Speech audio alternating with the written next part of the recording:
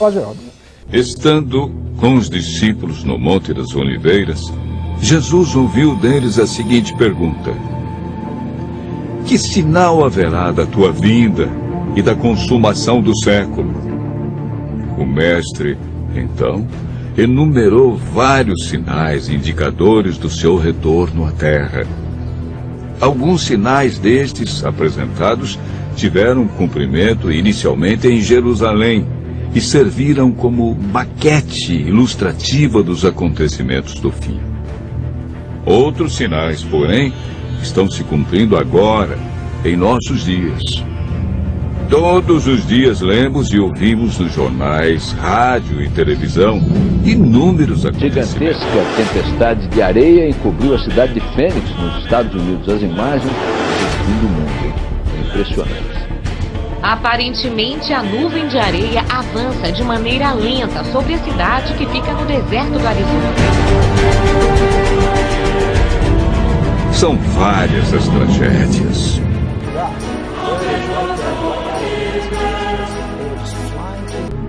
Os sinais no mundo social estão descritos em Mateus 24, versos 6, 7 e 10. Jesus profetizou que antes de sua volta, o mundo estaria envolvido em guerras, fome, nação contra nação, reino contra reino, traição e ódio entre as pessoas. Eu começo com os números atualizados. Até agora, segundo a Polícia Paulista, são certos os registros de 19 mortes e 7 feridos nas 3 cidades. Os crimes aconteceram em 10 locais diferentes, entre Osasco, Barueri e Itapevi. Mas a polícia acredita que os crimes tenham relação e que, portanto, pode ser algo planejado por um mesmo grupo, justamente por conta do horário e da forma como tudo aconteceu. A ação dos marginais começou por volta de 8h30 da noite. Em todos os casos, os criminosos estavam encapuzados, chegaram e atiraram sem um motivo aparente. Na segunda carta de Timóteo, capítulo 3, versos 1 a 5, nos fala de tempos difíceis. Desemprego, fome, pessoas egoístas, avarentas, pessoas blasfemando de Deus, filhos desobedientes à paz, homens sem domínio de si.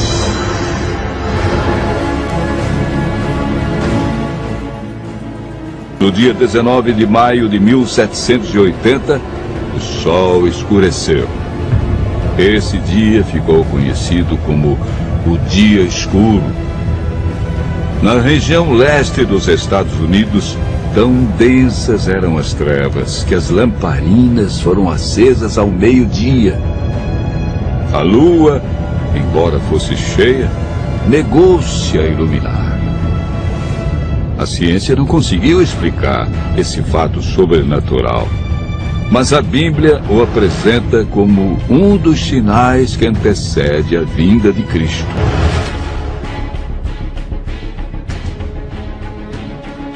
Profecias do final dos tempos, registradas na Bíblia, confirmam o que aconteceria no futuro da história humana.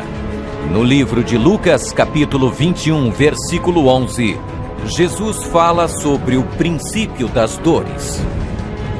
Haverá grandes terremotos, epidemias e fome em vários lugares, coisas espantosas e também grandes sinais dos céus. De acordo com o livro sagrado, Deus é o conhecedor do passado, presente e futuro, e escolheu revelar na Bíblia todos esses acontecimentos. Pois é, gente, quanta coisa, terremoto, fome, catástrofe. Ô Neif, alguns pensam assim, não, isso aí é igual Nostradamus, ele fala algumas coisas, pode acontecer, pode não acontecer. As profecias bíblicas com relação ao fim dos tempos estão efetivamente se cumprindo ou é mais sensacionalismo das pessoas? Estão efetivamente se cumprindo, porque hoje nós temos um panorama global, nós não temos informações apenas de um lugar tipo Europa, os Estados Unidos, ou sei lá, o mundo ocidental. Hoje nós estamos vendo o mundo inteiro dentro de uma situação assim de expectativa muito grande. Essas questões aí climáticas, Silvia e Neif, isso é relatado na Bíblia mesmo, assim? O que eu sei que cita é terremoto, não é isso? Terremotos. Agora esse negócio de tempestade de areia e tudo, será que isso aí... Eu entendo que é a natureza entrando em um certo colapso, né? Para que uma transformação, que profeticamente nós já sabemos, vai ocorrer para... Ela está restaurada dentro do período que nós entendemos como sendo o período do Messias na Terra, né? O período do milênio. E é uma transformação forte que está ocorrendo mesmo.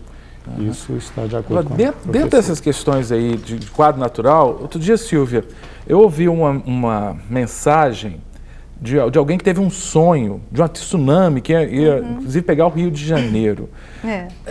Às vezes assim, eu fico pensando, será que a profecia bíblica já não é suficiente para eu saber que Cristo está voltando? Eu acho que o pastor Neif colocou muito bem, né? Os sinais estão realmente se cumprindo e a maneira da gente perceber isso é que de uma forma global, né? Não são mais problemas locais, mas o planeta está agonizando, né? Tem acontecido em todos os lugares. Então, é muito importante que a igreja tenha essa conscientização e essa sobriedade para identificar, porque os sinais estão se cumprindo, mas junto com esses sinais, né, tem também um sensacionalismo barato, tem também uma histeria, uma coisa assim que prejudica a visão real dos fatos, porque se Jesus deixou todos os textos escatológicos, especialmente o livro de Apocalipse, para a igreja, para avisar a igreja, para instruir a igreja, para tranquilizar a igreja e para que a igreja cumpra o ministério para o qual ela foi chamada. E não para a gente ficar histérico, com medo, arrancando os cabelos, fazendo sensacionalismo, que não leva a absolutamente nada. Pelo contrário, eu acho que atrapalha a percepção da igreja. Acho que a gente tem que olhar para isso com muita seriedade, entendendo, gente, o planeta não tem mais muitos anos de vida, não. O planeta Terra está se esgotando. A iniquidade está chegando num nível terrível e é geral, né? Então a gente olha tudo, a questão da degradação da raça humana, o planeta agonizando, as guerras... o cenário tem um tá fato pronto. Que não foi mencionado ali, mas acima até do que você colocou, Neif, que a Silvia reforçou, dessa globalização aí dos fenômenos. Essa globalização, ela está sendo visualizada, conhecida, porque a gente está vendo hoje um mundo que se aproximou pela tecnologia. Vários teóricos aí trabalham isso, Pierre Levy, o Manuel Castells falam que a gente vive uma sociedade de rede, e a sociedade de rede unificou o planeta. Mas no sentido aí escatológico, coisas que talvez há 500 anos as pessoas falassem, isso é impossível, porque a comunicação era por carta. Hoje você vê o que aconteceu no Iraque, vê o que aconteceu na Oceania no mesmo instante. Essa questão da globalização, ela pode nos fazer entender um pouquinho melhor fenômenos do Apocalipse? Claro que sim, mas nós já temos um período já considerável, né, dessa capacidade, né, que o homem tem hoje de comunicar, e dentro desse período já é verificável o incremento, o crescimento de todos esses sinais. Então essa referência, naquele tempo não dava para conferir isso tudo que está acontecendo, que sempre aconteceu. Eu sempre uso o fenômeno do copo, você vai pingando água no copo, agora chega uma hora, uma gota derrama no copo. Então o que está acontecendo hoje sempre aconteceu, né? Mas a questão é que vai chegando num momento que dá a plenitude, né? Que então transborda. Então hoje nós já temos informações científicas suficientes para mostrar que realmente há um crescimento considerável, principalmente nessa questão que é até já mensurada, né, dos terremotos na Terra. Esse negócio de terremoto é muito sério, porque a gente tem, por exemplo, teve um filme que mostrou o tsunami lá, né, na Ásia, né, que é uma coisa absurda. O tsunami começa com um terremoto. Isso. Né? Um terremoto que faz tudo movimentar. Agora, essa questão da tecnologia, tem uma questão... eu vi ontem no Facebook, alguém postou um negócio lá do chip, que foi autorizado o chip, sempre se fala desse chip, não é? Mas hoje em dia as pessoas têm implantado chip mesmo, a gente já começa a achar normal. Você tem chip, por exemplo, para localização as pessoas, por exemplo, que têm Alzheimer, tem família implantando chip para que, se a pessoa se perca, se ache a pessoa. Essa questão, Silvia, do número, da marca da besta, desse tipo de coisa, isso aí é uma figura de linguagem ou você entende que efetivamente vai acontecer mesmo uma marca nas pessoas, como diz no Apocalipse? Bom, isso depende da interpretação, né? Eu sou dispensacionalista, então, obviamente, eu entendo que vai acontecer, né? A nossa interpretação, eu tendo a crer no dispensacionalismo. Não vou dizer que eu sou dispensacionalista roxa, não. Eu tendo a crer no dispensacionalismo e a interpretação é literal. E acho que aquilo que é mostrado ali no livro, de maneira profética, de uma forma simbólica, ele tem sido representado, ou melhor, tem sido vivenciado no mundo de uma maneira muito natural, vamos dizer assim, né? Essa questão do chip, o texto bíblico fala, quem não tiver não vai conseguir comprar ou vender, né? E eu entendo que a possibilidade é total de que, de fato, vai chegar um momento em que todo ser humano, para conseguir comprar ou vender, vai precisar ter esse número, ter essa marca implantada. É muito possível, a gente vê a coisa acontecendo. Você entende essa questão do chip também, que pode ser esse negócio da marca da besta? O pessoal fala de código de barra. O chip está diretamente relacionado. Agora, nós não podemos dizer que vai ser um chip, né? Porque a tecnologia está aumentando todos os dias. Agora, a direção é óbvia que é esta. E nós temos aí, claro, né, que à medida que o tempo vai passando, o dinheiro realmente vai deixar de funcionar da forma como funciona. Isso já é uma coisa conhecida. Nós já estamos substituindo muito por cartão de crédito, né? Que você não precisa manusear mais o dinheiro, o cheque está diminuindo, ou quase não existe. Hoje até ladrão tem maquininha para você passar o cartão de débito para ele já roubar virtualmente. Pois é. Então essa é a direção. Plástico, né? Então nós não temos que ficar assim assustados com isso, porque é isso. O que eu acho que nós devemos realçar nesse momento é a precisão bíblica, porque isso foi mencionado há 2000 anos atrás, por volta de 2000 anos atrás. E chegar nesse ponto que nós estamos hoje, é quase impossível a pessoa falar, não, isso aqui foi uma sorte, um devaneio lá, que coincidiu. E isso que deixa a gente apreensivo, né, Neif e Silvia? Porque a gente, rapaz, o negócio está se concretizando. Nós temos várias mensagens no nosso WhatsApp que estão chegando, que legal, estou muito feliz. Inclusive, pessoas que nos ouviam no rádio estão agora nos vendo e ouvindo na TV. Né? Estão mandando mensagem pelo nosso WhatsApp, que é o 31 984029756. 31 984029756. Quem está mandando mensagem é minha querida conterrânea Nayane. Né? A Nayane é piauiense. Oi, Nayane, que bom. Sempre a gente estava no rádio, agora você está aqui na TV. Lá de Eliseu Martins, no Piauí, perto... eu costumava brincar no rádio, né? Que Eliseu Martins fica na Grande Canto do Buriti. É brincadeira. Eu sei que o Canto do Buriti é menor que Eliseu Martins. Um beijo, querida, muito obrigado. E ela faz uma pergunta. Ela disse que já estava com saudade da gente, está dizendo que o bate-papo vai ser um sucesso. É isso que nós queremos, querida. E ela pergunta, eu não sei, Neif e Silvia, qual o último sinal do fim dos tempos, ou o último sinal para a volta de Cristo? A Bíblia diz? Isso precisa ser entendido. Qual vinda de Cristo, né? Porque o Senhor tem um encontro com a igreja dele primeiro. E depois ele tem um encontro com as nações. Vamos muita calma nessa hora. Qual vinda? Teve a primeira. Isso. Não vai ter a segunda só? Vai ter mais do que a segunda? Tem. Quando... Desculpa. Pode falar.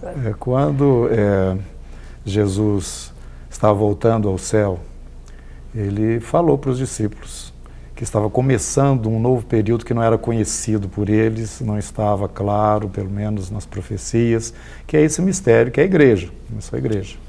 Então, esse mistério precisa ser concluído, para que então a história da revelação que nós temos, né, principalmente o profeta Daniel fala com muita clareza a respeito dela, continue. Por isso que nós estamos falando duas vindas, né?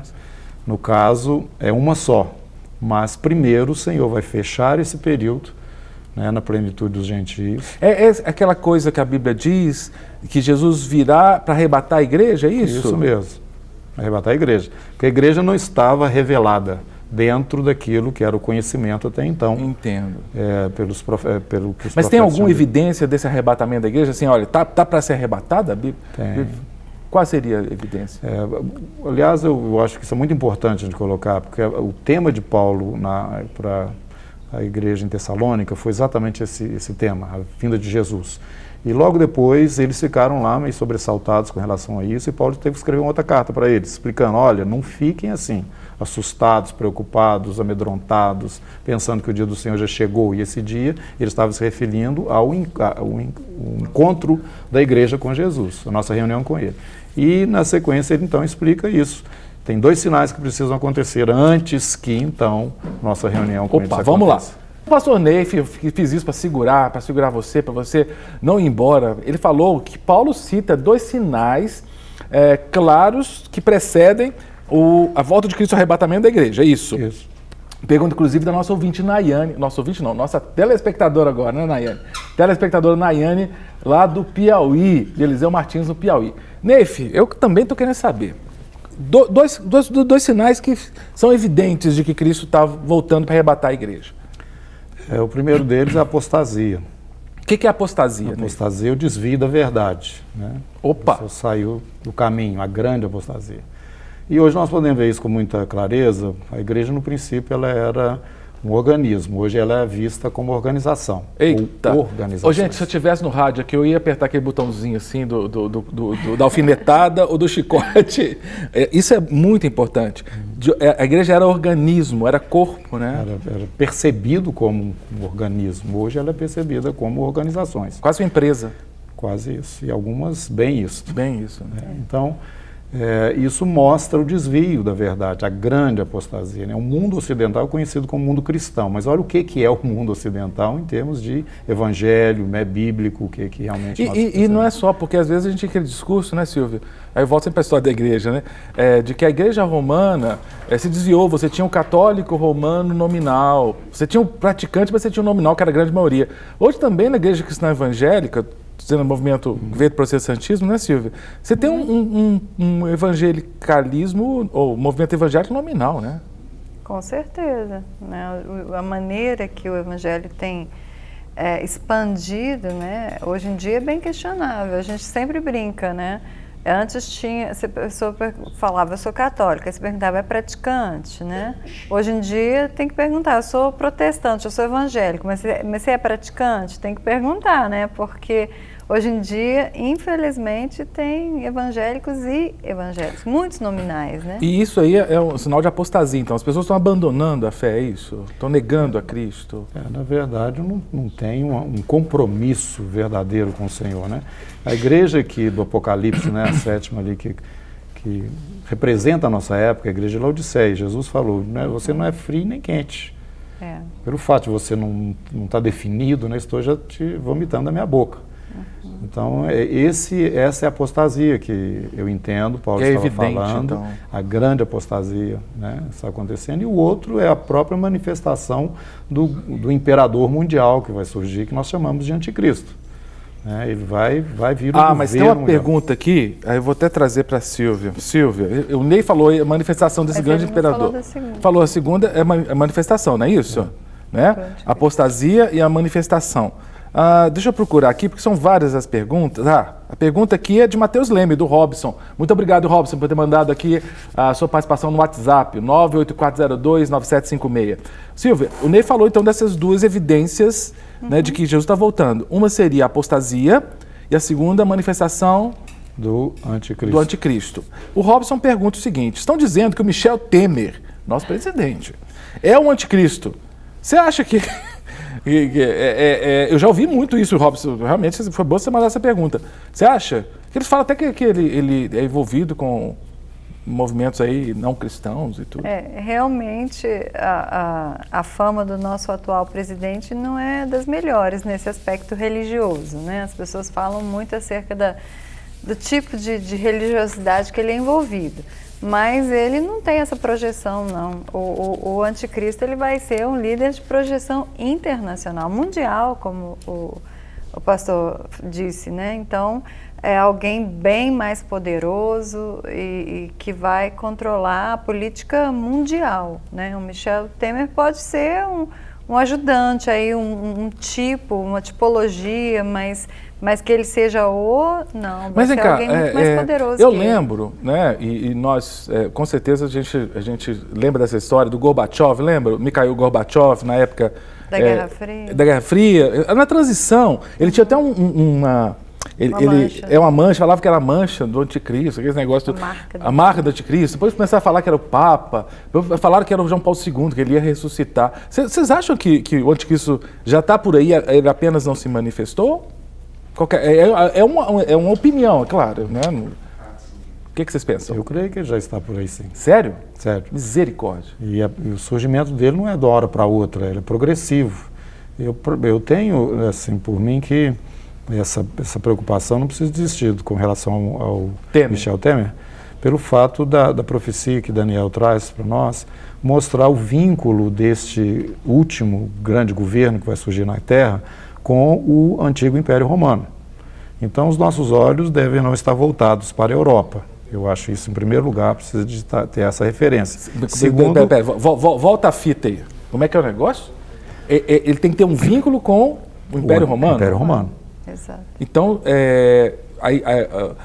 pelos relatos das profecias bíblicas, você citou Daniel, possivelmente ele vai sair ali de um dos países da Europa. Da Europa, provavelmente. A palavra nos fala que a base desse grande governo vão ser 10 reis ou 10 reinos ou grupos de nações que vão estar apoiando ele fortemente e dando a ele a condição, então, de assumir esse papel. Você está falando da besta? É a besta que emerge do mar, né? Então, a ideia é que ele vai emergir ali da Península Ibérica mesmo, né? Por ali. Ou da Península Itálica, da Europa, né? Da Europa. Ibérica não, desculpa, Itálica, né? Uhum. Então, perfeito. A ideia é ali. Agora, eu fiquei até assustado agora, porque vocês estão falando. Né? Então, sim, há a possibilidade de que esses sinais climáticos, de quadro natural, vão se sucedendo, porque possivelmente, então, o anticristo já está aí. Mas eu acho muito interessante a maneira que eles estão conservando o corpo do Papa, né?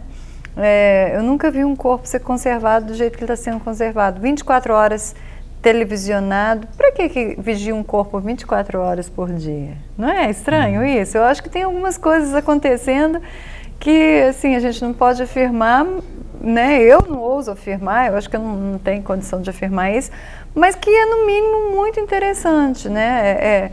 Por que essa expectativa tem uma réplica lá no pátio dele, que é para todo mundo ver, depois ele está lá em outro lugar, guardado, acondicionado, vigiado, televisionado. Para quê?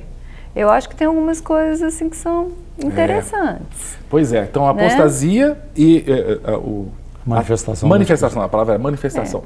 Agora, eu tenho uma pergunta, é o seguinte, a Bíblia fala lá em Apocalipse, fala de selo, fala de trombeta, fala série de abertura de selo, de tocar trombetas, que quem não tem tanto estudo de Apocalipse começa a ficar preocupado. E há alguns dias saiu na internet um vídeo de umas trombetas tocando em Israel. Eu confesso que eu sou um pouco cético quando falo disso aqui. Surgiu isso, eu fico, mas eu vou conferir, é dever de ofício, eu tenho que conferir, não é? E eu fui conferir e eu confesso que eu fiquei incomodado com aquele vídeo. Eu, inclusive, eu queria compartilhar esse vídeo com você de casa. Vamos ver esse pequeno vídeo, um minutinho, sobre o que aconteceu em Israel há poucos dias. Vamos lá.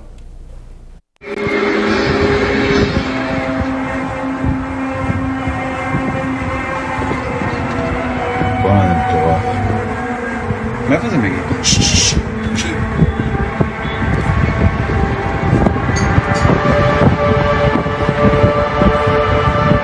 סלם מלמטה.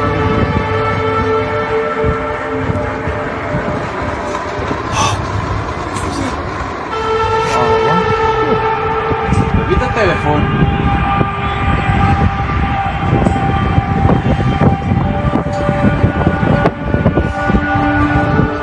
וואו. וואו, מה זה? Pois é, eu acho que você ouviu em casa. Eu ouvi claramente aqui no estúdio um barulho como de trombeta. Inclusive havia, não sei se você percebeu também em casa, um círculo no céu, né, como se fossem nuvens. Eu vou fazer a pergunta do nosso querido telespectador Rodrigo, que é de Aquidauana. O Rodrigo, né, pergunta o seguinte: o que vocês acham do som das trombetas que aconteceu no começo de outubro em Israel? Isso é sinal? Bom, eu não sei, o pastor Neif pode dizer com muito mais propriedade, mas eu entendo que no Apocalipse as trombetas significam juízo, né? E que as pessoas não vão ficar ouvindo som de trombetas à toa. A trombeta, ela significa que algo desastroso, algo terrível vai acontecer na Terra. Então eu não consigo fazer nenhuma relação com esse tipo de coisa aí. Eu penso também que lá em Jerusalém muita gente toca shofar, né? A possibilidade desse som ter se propagado por alguma razão, eu não sei. Eu acho que... Mas não estão naqueles dois sinais que você falou, né? Apostasia e manifestação. O que você pensa sobre isso? Eu sou totalmente cético em relação a isso. Não que eu acho que não possa ter acontecido, mas eu não vejo nisso a referência para que nós tenhamos segurança. Aliás, o argumento de Paulo em Tessalonicenses era exatamente esse. Eu não quero que vocês fiquem preocupados e assustados, ainda que venha, quer por espírito, ou talvez assim, alguém traga uma revelação, ou falando alguma coisa, como se fôssemos nós dizendo para vocês. Isso não vai acontecer. O dia do Senhor não vai acontecer sem que primeiro aconteçam as duas coisas. A primeira delas, nós já estamos dentro dela. Agora a segunda já está em andamento. Nós estamos vendo aí como é que as nações estão se movimentando, e de dentro dessa instabilidade das nações vai ter um governo único. Com a mesma questão do dinheiro aí da marca. É a direção. Agora a pergunta é o seguinte: quando fala de trombeta, apocalipse, abertura dos selos, esse fenômeno, os crentes em Cristo, a igreja, vai estar aqui na Terra quando isso acontecer, ou já vai estar com Cristo, já foi, como é que o arrebatamento já tem ocorrido antes? Como é que é isso, na narrativa lá de Apocalipse? Porque é uma narrativa, né? João viu e ele narrou fatos. Essas trombetas são antes ou depois do arrebatamento? Silvia.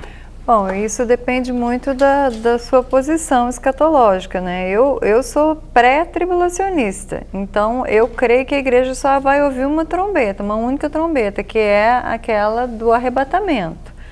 Mas a igreja que crê que o arrebatamento vai ser no meio da tribulação, então vai ter oportunidade de ouvir as primeiras trombetas, os primeiros acontecimentos, vai participar disso tudo, né? Mas eu acho que o pastor Neif, ele crê no mid-tribulacionismo, não é isso? Essa parte ela é bem complexa, né? Tem várias linhas de interpretação. Eu identifico a 7ª trombeta com a última trombeta que Paulo fala, lá em 1 Coríntios. Então, e também lá em Tessalonicenses, né? E por ela ser a 7ª, eu creio que a igreja vai estar nesse período, que é o período das 7 trombetas. Ela não estaria no período das taças, né? Ou dos flagelos, que é onde coincide exatamente a ira de Deus, e é o momento em que realmente a terra está debaixo de um juízo muito forte. Mas essa trombeta, essa taça, é figura de linguagem ou vai tocar trombeta mesmo? Qual é a interpretação que vocês têm? Porque você falou que você entende que pode ser mesmo uma figura de linguagem, no sentido de um juízo, é isso? Eu entendo que é um juízo. E você, Ney? Logo quando nós começamos ali, no 7º selo, né, abre o 7º selo, nós temos a visão tanto dos céus quanto da terra acontecendo. Você tem uma multidão na terra e tem uma multidão no céu. Sim. E dali você vai acompanhando. As trombetas, elas são tocadas nos céus. E na terra tem as consequências dessa trombeta, o que é que provoca, né? Então a gente vai caminhando nesses dois lados, né, paralelos, o que está acontecendo lá nos céus e o que está acontecendo aqui na terra. No caso aí, tem a tal da tribulação, que é uma coisa que incomoda todo mundo. A Silvia citou aqui, né, Silvia? O pré-tribulacionismo, eu sei também que a gente estudou no mesmo seminário, isso eu estudei bem, né? Que a igreja não vai passar pela tribulação. Não sei se você quer declarar ou pode declarar se você é pré, mid ou pós-tribulacionista. Eu sou pré-tribulacionista. Pré também. Mas a maneira de entender como as coisas vão acontecer já é diferente. Varia, tá. De irmão para irmão, mesmo tendo a visão pré-tribulacionista. Tá, mas então o pré-tribulacionista crê que a igreja vai ser arrebatada antes da tal da grande tribulação. A pergunta que vem de Nova Friburgo, no Rio de Janeiro, da nossa querida telespectadora Fabiana. Muito obrigado, Fabiana. Mandou um WhatsApp pra gente aqui no 984029756. Fabiana mandou o seguinte: gostaria de saber, e aí para vocês, se a grande tribulação vai acontecer em todo o mundo ou só em Israel? Pode? Ela vai acontecer no mundo todo. Aqui é igual se fosse o rádio, não pode ficar em silêncio, não, tem que ficar falando. Vamos lá. Vai ser no mundo inteiro que vai ocorrer. Agora, o foco vai ser realmente a nação de Israel. Ela vai ser o ponto central de todas as coisas que vão estar ocorrendo. E ela é caracterizada como grande tribulação porque tem dois aspectos também ocorrendo. Um juízo de Deus sobre a terra e, na terra, a perseguição daqueles que creem que o Messias é Jesus. Então, peraí, a perseguição daqueles que creem que o Messias é Jesus. A Kathleen, de Friburgo, agora não sei se é Nova Friburgo ou Friburgo. Bom, de qualquer forma, Kathleen, obrigado pela sua pergunta. Silvia pergunta: o povo do Senhor passará pela grande tribulação? Eu creio que não. Eu creio que a igreja vai ser arrebatada e que esse período chamado grande tribulação, como o pastor Neif colocou, é o juízo de Deus sobre a nação de Israel, sobre as demais nações, mas é o período também que Deus trata Israel para que Israel reconheça finalmente o Cordeiro, se curve diante do Cordeiro, chore o Cordeiro, e então, no final disso tudo, o Senhor vem restaurado. Eu sempre falo com os meus alunos, Israel, para ver o leão, ela tem que chorar o Cordeiro, né? Depois que ela chorar o Cordeiro, então, aí ela vai ver o leão, né? Porque ela só queria uma face de Jesus, ela queria a face de Jesus libertador, messiânico, né? Mas ela não aceitou a face do Jesus Cordeiro, né? Que foi morto, que se sacrificou. Ela rejeitou isso e então esses 7 anos o Senhor vai tratar com... Até eu tenho um aluno que ele é bem judaizante, ele falou assim comigo: mas isso, vocês têm essa visão porque tudo vocês querem malhar com Israel, malhar Israel. Eu falei: não é isso, muito pelo contrário. Eu acho que Deus começou a história com Israel e nada mais lindo, mais perfeito do que ele fechar a história com Israel. E ele vai fechar a história com Israel como? Resgatando Israel, redimindo Israel. Então, não tem nada de ruim com Israel, embora ela não vai ser poupada da perseguição e das dores que ela vai enfrentar quando o anticristo persegui-la, né, de uma maneira voraz. Você falou do anticristo da Europa, né, você concordou, mas você acha que esse anticristo ele vai ter alguma relação com Israel, com Jerusalém? Total. Qual seria essa relação? Essa relação ela foi referida por Jesus, depois do apóstolo Paulo também, nesse mesmo texto que nós referimos aí de Tessalonicenses 2, segundo, que quando virdes o abominável da desolação no lugar santo, como disse o profeta Daniel, quem lê entenda. Aí então dispara esse período que é o período chamado de grande tribulação, a perseguição dele, né, dentro da nação de Israel, que obviamente não vai aceitar essa proeminência dele, essa posição dele dentro do templo. E historicamente nós temos uma referência que Israel sabia. Se não estudar a história, você não vai saber o que Jesus está falando, né? E o profeta Daniel também. Mas na história de Israel houve um momento em que um dos reis ali sobraram do Império Macedônico, né, que ele é o Antíoco Epifânio IV. Ele introduziu no templo uma imagem de Júpiter, ele queria forçar a mudança de religião ali dentro de Israel, né, e ainda sacrificou no altar de sacrifício um porco, que é um animal absurdo, né, imundo, foi um absurdo. Então isso na história de Israel era abominável a desolação, a coisa pior que poderia ter acontecido. Quando vocês virem a reprodução disso, que vai acontecer então quando o anticristo colocar dentro do templo uma imagem, uma representação dele próprio para ser adorada, aí então é esse momento em que Jesus e Paulo também referem. Quando virdes, né, ele vai se declarar como sendo o próprio Deus. Esse é o momento.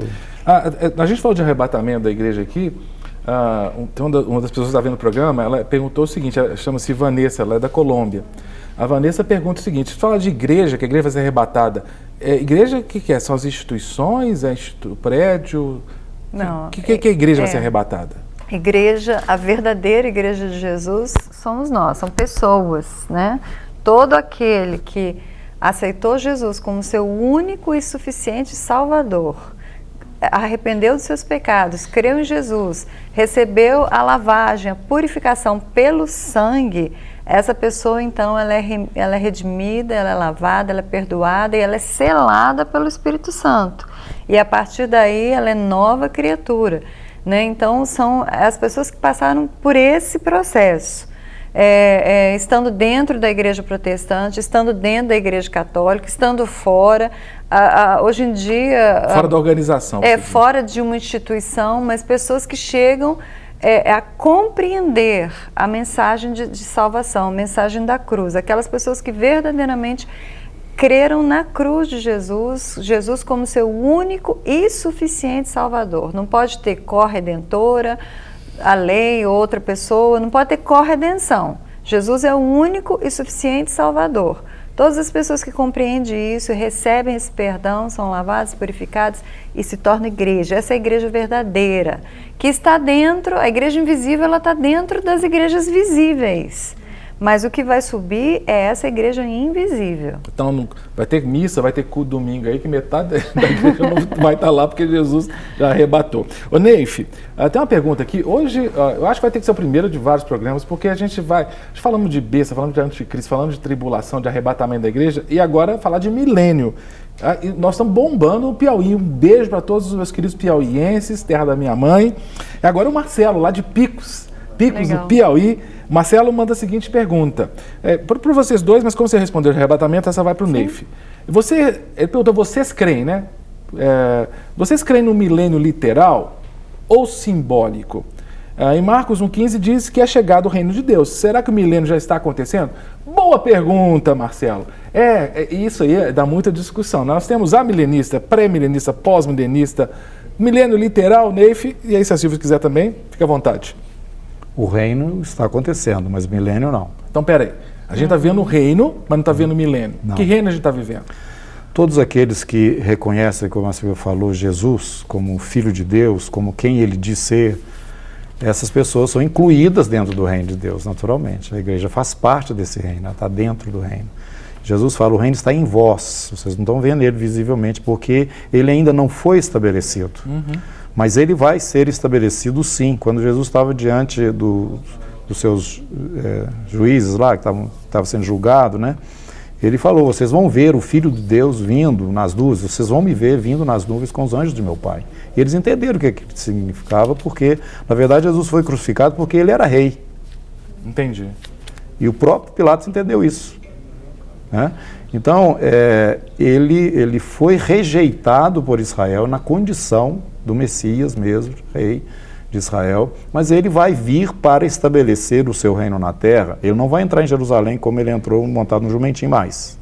Ele vem de uma forma gloriosa, os exércitos dos céus o seguem. Mas a Jerusalém que está lá em Israel é a mesma hoje? Que ele vai descer aqui.